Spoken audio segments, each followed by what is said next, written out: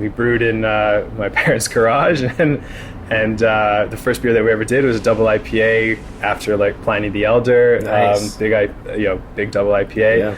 We're like, this is amazing. It tastes really good. The only time we ever followed a recipe, and after that, we had so much confidence. we tried to like make our own recipes after that, and like the next 10 batches were fucking garbage. We're like, okay, all right, we got to go back to the drawing board on this one. Not as easy as it sounds. Yeah. Are you a brewhead? I'm a brewhead. Are you a brewhead? I'm a brewhead. Y'all are brewheads? Yeah, we brewheads. So pour a glass of craft beer, we can do this. Yeah. What's good, y'all? This is C Certified Brewhead, and welcome to episode 149 of Beer and Other Shit podcast. This afternoon, we're in sunny Toronto, Ontario. We're with Matt, head brewer here at Rorschach. Mate, thank you for having us, man. Thanks for coming. Great to meet you. Good to meet you. Great to be here. We're on the patio upstairs. Yes. This is wicked. Didn't even know it was here. We're surrounded by trees, there's grass, there's lights, and beer. Exactly. What more do you need? Not much. There's a bit of a nice cooling, like, is it because of the lake breeze? I think so, yeah. Yeah? Is it like, it's right there, right? Yeah, it's like a 5-minute walk from here. Oh, sweet. So it's not like right behind the building. It's like... No, it's about a 5-minute walk. You'll walk through the park here, and then you'll get right to Woodbine Beach, and nice. Yeah, grab some beers, go to the beach. Is that legal now? I didn't say do it. I said you could. You could. That's not how we... I'm like highlighting that. I thought they changed the laws or something, because in Quebec you can do that if you have food in a park, and I swear I read something that they were doing. I think they were trying... I'm not sure if it's officially legal yet, but I think that's the plan to change it. I'm not sure. It's so much easier. Who cares? I mean, weed's legal now. You can smoke everywhere, so just let people have a beer in the park. Exactly. You'd think that there would be like, there's so much greater dangers in this world than someone drinking a beer at the beach, but kind of focusing on the wrong things, right? Exactly. Yeah. So we got a bunch to talk about today. We're going to start with something that's going to piss off the purists immediately. We got a lactose lager. Yes. Lactose lager. Here for it. Tell us about this one, bro. Yeah. So this is our systematic desensitization. Great name. I've said it enough so it doesn't trip me up all the time, but it's a hard one to pronounce. This is basically an horchata-inspired lager with lactose. We call it dessert lager. Okay. So it's the style, basically an American light lager, 4.5%. Yep. We use a good amount of rice in this. We also add some wheat for a little bit of body, and we add a little bit of lactose sugar as well. And then we condition it on cinnamon sticks, vanilla beans, So I find that this was kind of inspired by horchata, which is a Latin American rice milk drink, which people here. I wasn't familiar with it until I went down to California, but there's a lot of people who ask what horchata is, and they think it's actually a style of beer. And I would definitely make that mistake if I didn't know what horchata was too. Right. But they're like, what's a horchata? But yeah, it's just kind of like light, crisp, refreshing, but it's like full body up front, desserty up front, and then it finishes crisply. So it's kind of like, people also ask a lot if it's sweet, and I'm like, it's kind of sweet, but not really. It's a weird one. But, all right, look forward to it. Cheers, bro. Cool, cheers. Get it in here. It smells a bit spicy. Nice. Yeah, that is totally different. Also, side note, so the podcast started because I do reviews. You're supposed to take a picture of yourself with the beer, and I'll just review it as well, and I continue to do that. Yeah. So it's more fun when there's not just me in it. There we go. Legend. Yeah. This is super interesting. I actually I've heard of horchata. Is Mexican specifically, right? And as opposed to Latin, or is it actually sort of like a... I think there's probably different variations of it throughout Latin America. It's usually from Mexico, but... tradition. I believe it is, but okay. But yeah, it was something that I had when I was in California, like I guess 8 years ago. It was like around 2010. My first time heading down there and checking out some beer there, and I went to this burrito spot, and I had no idea what horchata was. It was just out of one of those pop machines. I was like, this is cool. I love cinnamon. I'll try it, and I was like, this is weird. You wouldn't think it would work in like hot weather, and it totally does. And there's actually like... Is that the one with condensed milk in it or something like that? I'm not sure. I mean, I'm sure multiple people do it different ways, but I'm not like you're an expert on it. No, I've only had it a couple times, but I'm not sure if it does have condensed milk. But I know it's a rice milk base, and then usually there's some like almond character too. We didn't put any almonds in this because people have nut allergies and that kind of stuff. It's hard to put. I didn't think about Happens that. sometimes. Yeah. But yeah, I guess also the either vegans or what they call lactose intolerant folks as well. Yeah. That's the one main, I know we're proponents for lactose here, but yeah. I guess they can skip over this one or take a lactate.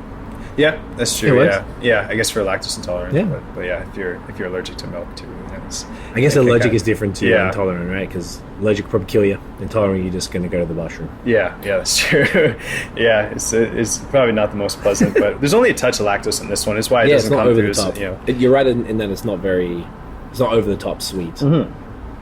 It's super balanced. Initially, because it's always first beer of the day, I always get the bitterness over the top. Yeah. I'm having a bit more. It's definitely not bitter. Yeah.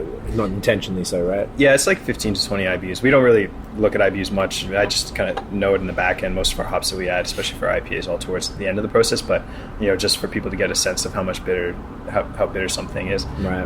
But yeah, it's not terribly bitter. I find like there's maybe a little bit of astringency that comes from the cinnamon bark, Yep. a little bit. Especially as it warms up more, but I mean, I still find it's very it's like I said, desserty up front and then finishes crisply, so you can have another sip. It's funny with this beer.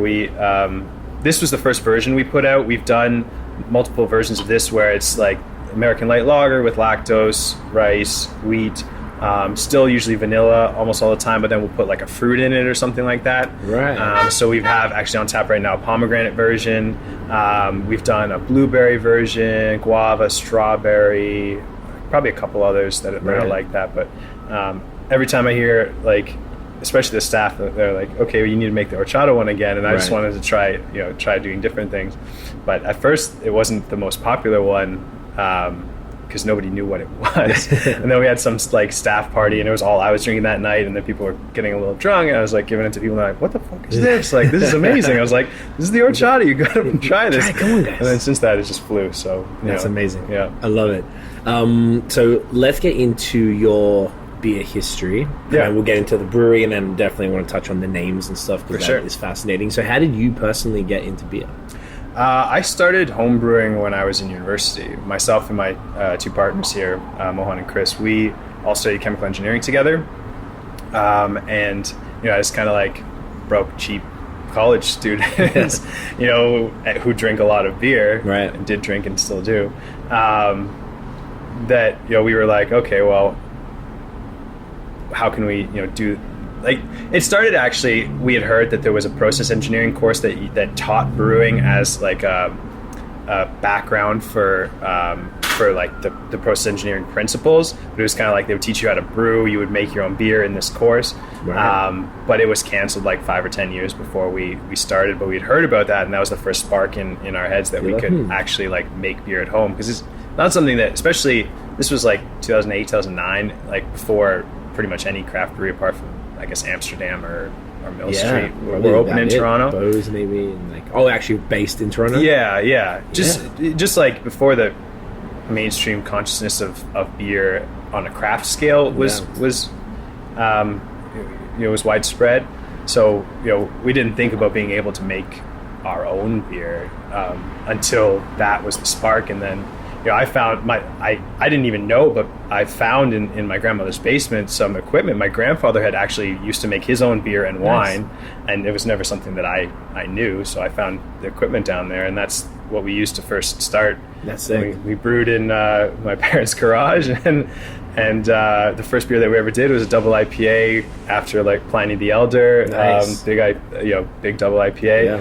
We're like, this is amazing. It tastes really good. The only time we ever followed a recipe, and after that, we had so much confidence. we tried to make our own recipes after that, and the next 10 batches were fucking garbage. We're okay, all right, we got to go back to the drawing board on this one. Not as easy as it sounds. Yeah, well, that's ballsy college students for you. You know what? We're gonna start a brewery after the first batch of beer. We were we're starting a brewery. We're killing it. Yeah. Looking back at it probably even the first batch was mildly palatable, but compared to what we had in the past, it was probably. Had you had Pliny at the time? No, I hadn't. No. Have you had it since to compare it? I have, yeah. But I mean, I don't remember what that first batch tasted like. Yeah, but, of course. But I hadn't had it, but I'd heard about it. Like, all right. I don't know how because we first started. We were going to be like, all right, let's just make the cheapest beer we can make. Right. And then we're like, well, we're engineering students. We can probably figure out how to do a good beer. We were looking into it and like all the different styles and stuff that we could do, and we were like, okay, well. And then we saw, I think, somewhere on one of the magazines that were like, this was the highest rated beer, whatever. So we're like, and then we saw there was a clone for it, and we're like, all right, well, let's just try this one. Let's just try to make the best beer on the planet for our first time we're ever making beer. That's smart. Hey, it seemed to have worked out. Yeah. That's amazing. We're here now. Anyways. So you started doing that. You made a bunch of shitty batches. Yeah. Clearly they improved. Yeah. So we that was just us kind of like a second batch of beer that we did with some like banana porter that we just like crushed up bananas to, and we didn't really we knew about microorganisms and like being sterile and all that kind of stuff, but we didn't understand all the implications, and I think that's the fun part of homebrewing is learning. But we just crushed up bananas and put it in, but clearly there was some bacteria on those bananas, right. and it turned the batch off, and we had a bunch of gushing bottles and exploding bottles, and the whole regular homebrew stuff that you go through and you learn when you're homebrewing. So that's the best way, I think, is to learn, make mistakes, and and then try things and know what's good. Try to see how they did it, and how you can take those elements to do your own thing. And I think that's ultimately how we learn. None of us have any professional brewing background or degree or anything like that. Just a chemical engineering background and some element of curiosity. That's sick, though. Something about that chemical engineering or some biochemist type of thing. There's a few other brewers that I've heard over the years doing this that it's like definitely a commonality, like there's or some sort of like correlation, between that specific like field of study and brewing. It's sort of, I don't know, I guess there's like a deeper understanding, like you said, like what the actual chemical side of things and how it all relates to each other, whereas maybe they don't teach you that level of depth even if you did take a brewing course, or even if you're home brewing, it's because you could have applied what you're learning at school and actually doing to, like, all right, well, if we do that to this, like it's a very like interesting, consistent thing. Exactly. Yeah. No, I do see that a lot as well. And I think for us, it's all about like fundamental chemical process and how you apply that to get a certain outcome, whether it's flavor or a certain process. Like we one of the courses that we took in chemical engineering, it was our like final kind of thesis thing, was like you had to build a processing plant, and they give you a project, you had to build a processing plant for whatever it is. But we were able to apply those kind of basics in designing the layout of the brew house for ourselves. And we didn't go through designing the exact tanks, but we had the dimensions and that kind of stuff that we were looking for. And so like that kind of helped us on the build out of the brewery side, but even on just like understanding the brewing principles. There's a great book by I think his name is George Fix. He's a PhD or something in brewing science, and reading that was just like an extension of like a chemistry or textbook that we had looked at, just applied to brewing principles, and it just makes things a lot easier. If anything, I think that's probably why they had originally had a course like that in engineering, was because it makes things a little more relatable.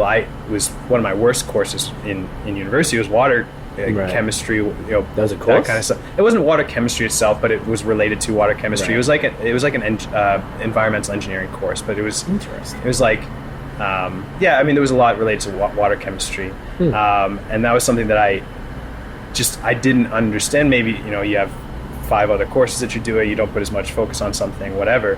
But when I was reading a book designed about brewing water chemistry, I remembered all the shit that I didn't understand then, and then I was able to apply. This makes sense now. This makes sense now that I understand this. And if anything, learning how to brew made me a better engineer in a certain way also. It's kind of like they played off each other. Yeah. It's all principles, I think, of just chemistry, biology, thermodynamics, that kind of stuff. So. Do you think then that, I guess you kind of answered it, but I was thinking, like, do you think that because you did the course, it made you a better brewer as well? Yeah, absolutely. Like, specifically, like, would you have been able to, I guess the question is more like, would you be able to get to sort of the level you're at without having that background, or would it have taken longer? I think we're just taking longer. I think like brewing is a mix of art and science, as everyone says.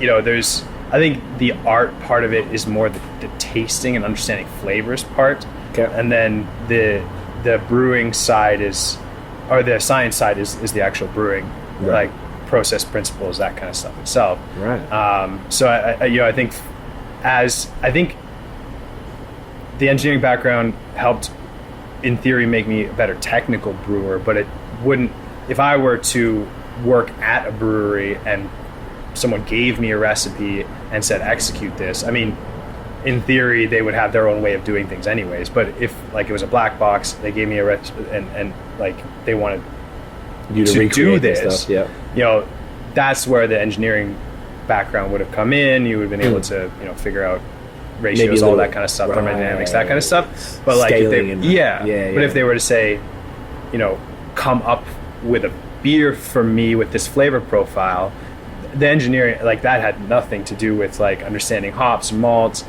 how to use those, and what process to extract. Like, I see. You know, and the flavors that come out of that, you know, like so that's like the chef part. Like, that's where that side would come. Exactly. In. Yeah. So I think that's for me, like that side of it came for me out of. I used to do engineering sales before we started this, and I used to travel across mostly Canada, but across the States too, and visit a lot of breweries. And then I was like tasting their beer, seeing what I liked about that, trying to figure out how they did it, and then seeing what flavor elements that were in there, like reading the tasting notes. Oh, okay, this was Citra hops. Okay, now I know how Citra hops taste like. This is Simcoe hops. Okay, now I know how they play together. You know, and then like trying it out, seeing how that works, and then you have a fundamental basic understanding of how these ingredients play with, and how to extract the best flavors out of that, and then that's where you go and you're like, okay, how do I maximize this? You know, right. That's dope. So then, okay, so you were home brewing, and then you finished school, and then you got the job, and it was still home brewing was kind of just a fun thing with you and your friends? Yeah, it was just a fun thing for a long time. Like after the first batch, we're like, all right, we're open a brewery. Yeah. And then after the second batch, we're like, fuck no. Nope, need some practice. And then like 4 or 5 years later, I was taking it a lot more seriously. I was like brewing every weekend. Like I'd brew on the Saturday, and I'd package one other beer on the Sunday. Right. And then I would like, you know, go travel for work for 5 days, come back on like late Friday, like go to bed early, wake up early in the morning, brew another batch. So like I was starting to take it pretty seriously. Pretty serious passion. Yeah, and it was mostly just for passion, because, you know, like I built a kegerator in my basement that had 9 taps. So I was like filling it out. How big was that? It was a big like 12 by 5 like chest freezer. Yeah, it was like big like that table. And sorry, did you say 9? Nine taps. Yeah, that's the biggest I've ever heard of in a homebrew. Yeah, it was elaborate. I mean, maybe to, you know, my credit or detriment, when I focus on something, I go a little too crazy. Hey man, why not? So, you know, I was like just reading every book I could find on it, trying to try it. Like that was back in the days when there weren't like 35 breweries in Toronto. There was like maybe 5 or 6. And then so I'd be going to the LCBO and be like, these are all things I haven't tried. I'm buying everything that I haven't tried. Now you try to do that, and you can't possibly try everything you know. When I started the thing with it was 365 days of beer. I didn't even know. I was like, there's not even 300 types of beer in the world, so like this would be fun. Yeah. And then exactly what we did, go through that, and then all of a sudden, like now it's like, so I just kept it going, because it's literally never ending. I don't think you could ever finish everything. Not unless you're drinking like 15 beers a day. And like I'm already feeling the strain of what I'm doing. Like it's rough. So like that's cool that you were doing that. So did it like, did you? I guess you realized it was serious because it became a real passion, even though it was like, hey, let's make cheap beer. But it, like, you probably noted a change when you were like, yo, I really want to make something of this. Yeah, I mean, it was both. You know, I feel like I've always had some element of an entrepreneurial spirit, and it was kind of a combination of that being an underlying element for me, and then just like kind of seeing where the industry was going, and then trying a lot of beer, and then getting to the point where I was quite confident that the beer that I was making was, you know, on the caliber of what I was buying. Right. You know, and there's a lot of things and factors that play into that for a commercial brewery versus a, you know, home brewery. I could put, you know, $30 worth of, or $60 worth of hops in a batch of beer that would not scale, and you could not actually make any money selling that. Right. So like there's elements of that you know that homebrewers do have an advantage for. But still, you know, I was confident enough at that point that, you know, it was something that, and there weren't a ton of breweries. I mean, there was Left Field here on the east end when we were looking here, and that was pretty much it. That was it. Radical Road had opened up in the time that we were looking for a space. I mean, now there's, Muddy York was open, but they're, you know, a little bit further Yeah, east, a little bit deeper east, and that was it, I guess. Then, Yeah, in this east end. Yeah, so it was kind of like us looking for. When was this? So it was 2013, 14? the 2015. 15. 2015, I believe. It was 2015. When did Left Field open? I think they opened. Maybe. I think they opened early 2015. I think their location. 2013 is when they were contracting. I believe. I could be off by a year or so. I don't recall. We interviewed them. I just can't remember the details. Okay, and then I think they just had their 6th anniversary, so that would make sense. That would be 2013. yeah, if they're counting from that. Okay, that makes sense. So then, and I guess you started next 2008, 2009. So this would have been a solid 5, 6 plus. Yeah, hang on. It would be 6, 7 years. 2015. Yeah, 6 or 7 years. Of brewing. So you were like, you'd researched, you'd perfected recipes, you built your ridiculous system. Yeah. You traveled and tried beers and really understanding it, soaking it up, reading books. Now you're like, all right, guys, and these are the same friends, your partners here. Yep. So I didn't realize you were a co-owner. That's sick. Yeah.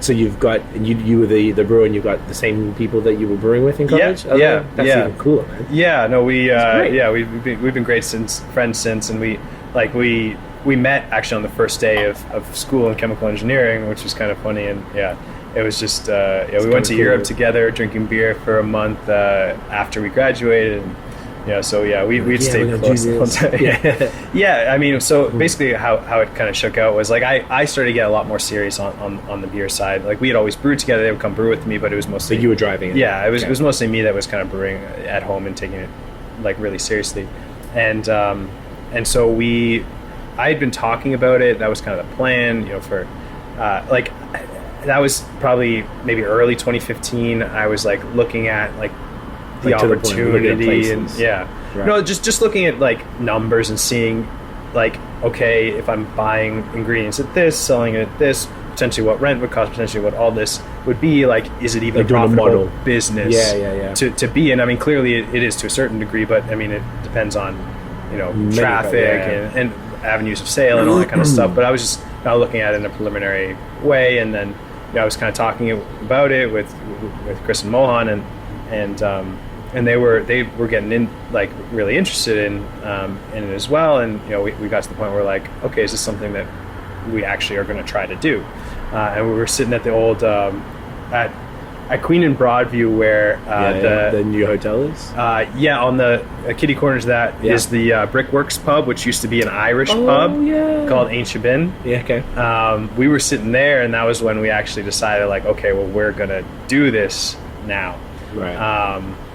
And that's when we started to look for places. Nice, man. That was great, dude. Yeah, Thank absolutely. you so much. Yeah, that was like lengthy. That was like over 2 hours. Oh fuck, flew by. Jesus. Right? So what happens when you're having fun. Yeah. Where can everyone find Rorschach in person and online? Yeah, so in person, we're here on the east end of Toronto. What's the address? 1001 Eastern Avenue. We're at good address. Eastern and Coxwell, basically. Nice. Queen and Coxwell intersection, close to that.